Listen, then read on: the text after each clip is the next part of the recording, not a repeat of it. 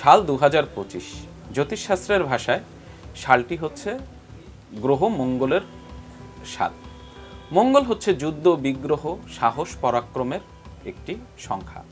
2025 সালে বিশ্বে যে যুদ্ধের ক্ষেত্র বিরাজমান আছে সেই ক্ষেত্রের একটি পরিণতি আসতে চলেছে।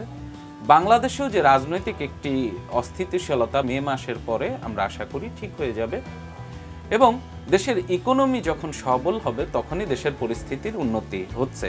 তো সেই হিসেবে 2025 সালের জুন মাসের আগে দেশে কোনো নির্বাচনের প্রক্রিয়া বা নির্বাচনী কোনো আচরণের কোনো লক্ষণ আশা না করাটাই ভালো।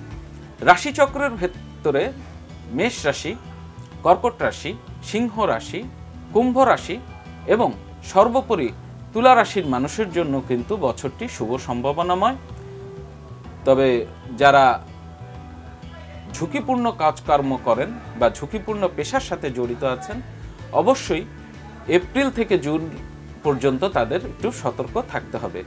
দাম্পত্য জীবনের জন্য প্রত্যেকটি রাশির মানুষের জন্যই এবছর কিন্তু খুব ধৈর্যের সাথে নিজেকে পরীক্ষায় উত্তীর্ণ করতে হবে। নিজের সন্তানের গতিবিধির উপর নজর রাখুন এবং সঞ্চয়টাই হবে, আপনি যদি সঞ্চয় ব্রতী হন সেটাই কিন্তু আগামী দিনের জন্য আপনার পাথেয় হিসেবে কাজ করবে।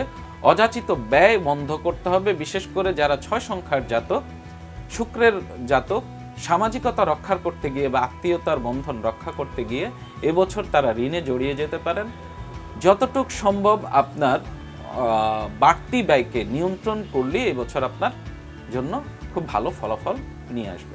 যেহেতু আমরা সালটি পাচ্ছি হচ্ছে 2025 মানে 9 সংখ্যার, তো যাদের জন্ম সংখ্যা 1, 3, 5, 7, 9 তাদের জন্য কিন্তু অর্থাৎ যারা বেজোড় সংখ্যার জাতক বা জাতিকা তাদের জন্য 2025 সাল অবশ্যই একটি শুভ সম্ভাবনাময় এবং সফলতার বছর।